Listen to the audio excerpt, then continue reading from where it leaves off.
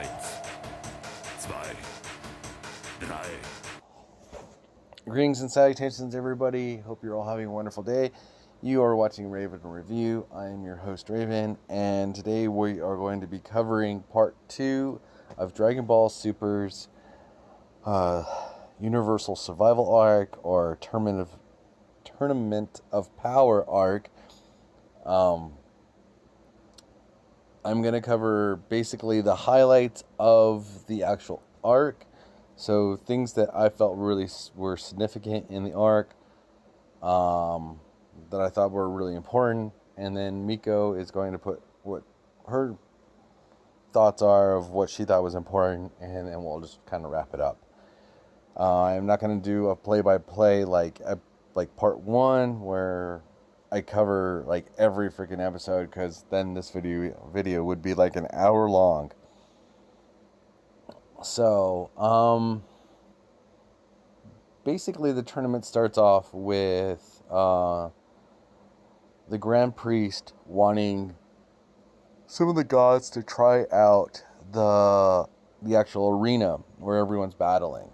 So you get to see a bunch of the gods battle and stuff like that, which is really cool. And they damaged it up a bit. And then the Grand Priest tells them, since you broke it, you fix it. And that's when all the participants show up and basically start fighting. They have, I think, 45 minutes to complete this entire battle royale. Things that I thought were really interesting is you got to see 18 and 19 and Krillin.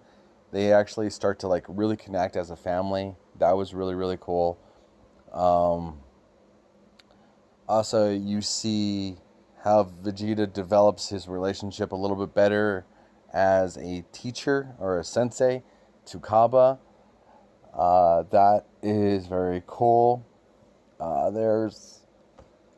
You see Vegeta also grow in power, and he eventually does get a power towards the end. Supposedly this new power that Vegeta gets towards the end is called Super Saiyan Evolution Blue, or Super Saiyan God Evolution Super Saiyan. As far as the fandom goes, it's called Super Saiyan Royal Blue.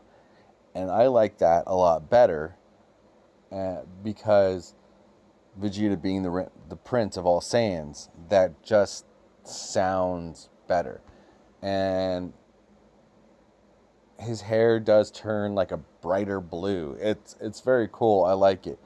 And the only reason why he got it is because he was trying to do Ultra Instinct, which pops up later on, because Goku gets it, and I'll get into that in a minute. But he tried to do it because Goku got it, but then he discovers, I'm going to do my own thing, which is very Vegeta. I like that. We're also introduced to Caulifla and Kale and their powers. Kale pretty much does a lot of hiding in the beginning, and then eventually she kind of goes into what is her Broly mode. Over time, she does learn how to control that, and eventually there's something that happens with the two of them, which I'll get into in just a second here. As far as the Piccolo and Gohan thing, they do have to fight a couple of Namekians, and they fight together throughout the entire tournament. I think when Piccolo is eliminated, it was kind of a crappy way of getting rid of him. The same thing kind of goes with Tien. Tien was really awesome in the fight, and they just kind of did a really cheap way to eliminate Tien. Krillin, he kind of goes out a little bit like a boss, but not too much. As far as 18 being eliminated, I liked the way that she went out by saving her brother. I think that's really, really cool. I really enjoyed that. That was a great moment. Master Roshi's being eliminated was sad. It really, like, that is, if you've been watching Dragon Ball as long as I have, which is from the very beginning, you have a connection with Master Roshi. And there's a part that just really gets to you. I'm not going to try to spoil like every single thing in this tournament, but there's a part with Master Roshi and he tries to do the Mufuba and it really, really gets him. So yeah, we do have Frost come back, as you guys saw. He gets basically screwed over by Frieza, which is really, really interesting. And then he gets actually like completely wiped out, which I thought that was kind of interesting how they completely wipe him out of existence. So, getting on with Goku. Goku, he eventually learns this new power, which is Ultra Instinct. At first, it's just him with black hair and like this weird like white aura around him, and he has to fight basically I guess you could call him the final boss. He gets this when he's fighting Jiren, and he has to learn how to control it, but all he knows is the defensive Ultra Instinct, I guess, from what we learned over the course of this arc. And eventually the two of them separate. Yeah, that's eventually they'll come back and fight each other. Maybe like 15 episodes later or some shit like that. So after that happens, there's the whole Brienne and her characters, and I don't really care for them too much, so I'm not really going to talk about them too much. They're just magical girls, and I'm glad they get eliminated, and then some characters from their universe takes on their powers, which was actually really funny. It was really funny seeing a bunch of guys in drag being magical girls. That, I gotta give Dragon Ball some props for that. That was some funny shit.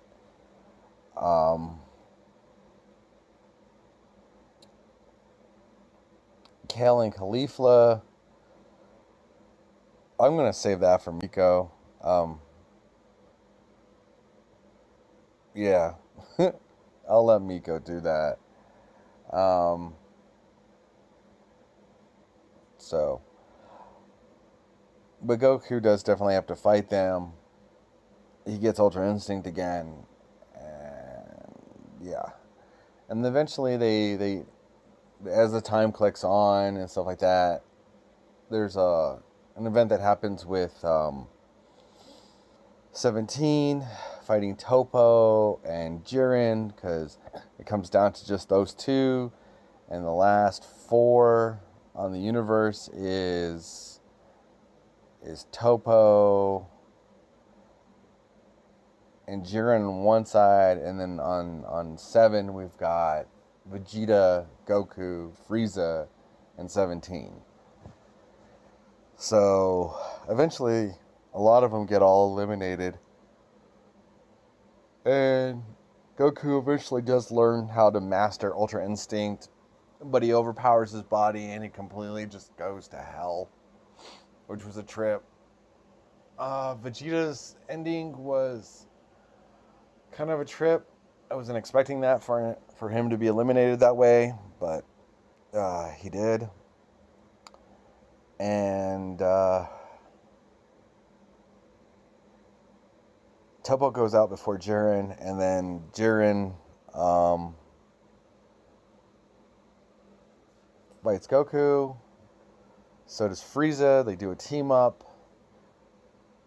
and the winner of the tournament is basically 17, which is a complete freaking trip. But you find out at the very end, if the person who gets the wish for the Super Dragon Balls does not wish the actual right wish, which is basically returning everybody.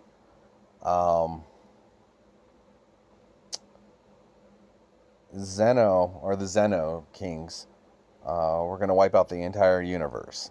So that was a bit of a shock. Towards the end, I think Dragon Ball Super was definitely rushed. You could tell once they got into the 100 mark. Well, probably about the 110, 115 mark, around there.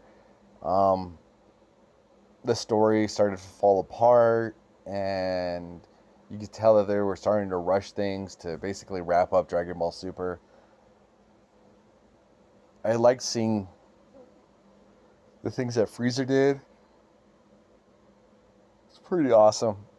Very cool. And yeah, that's pretty much it. So that's the whole tournament in a nutshell. I wrapped it up as quick as I possibly could.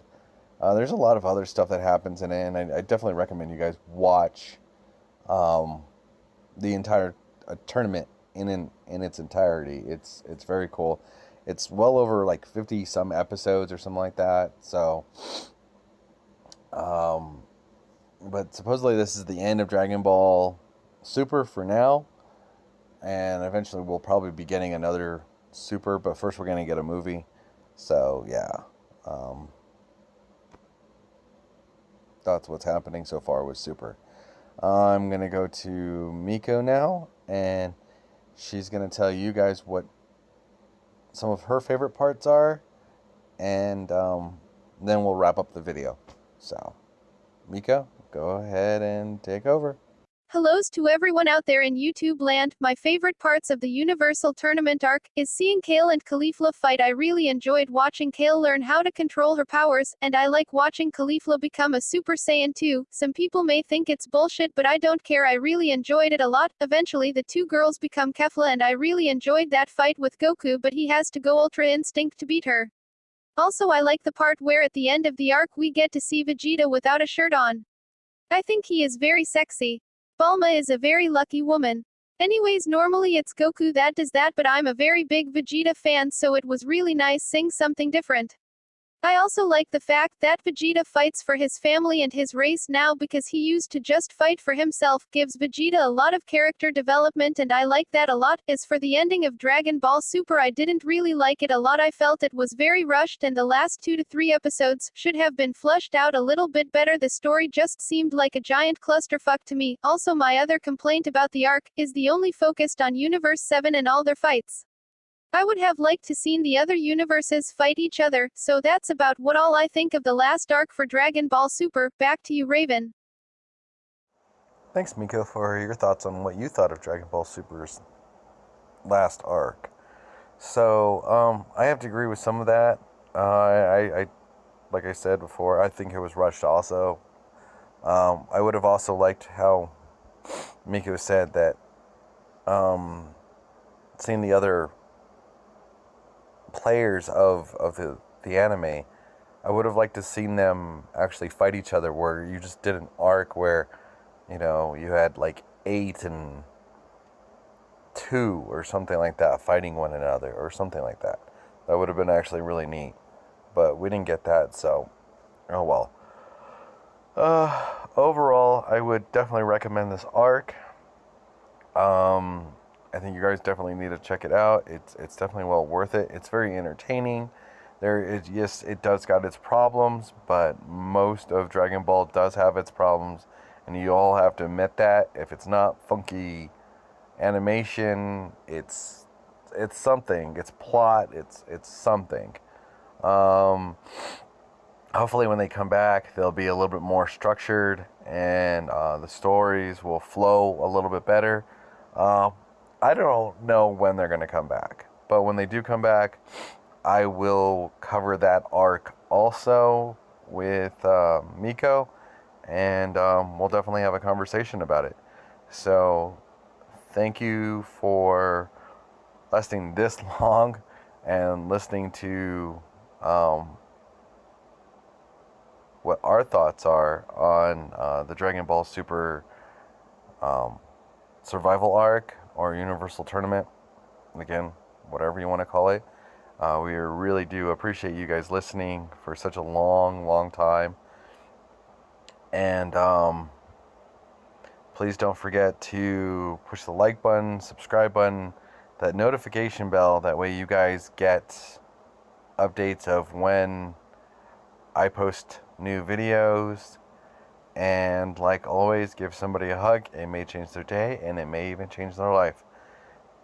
Thanks a lot, and we'll talk to you later. Bye.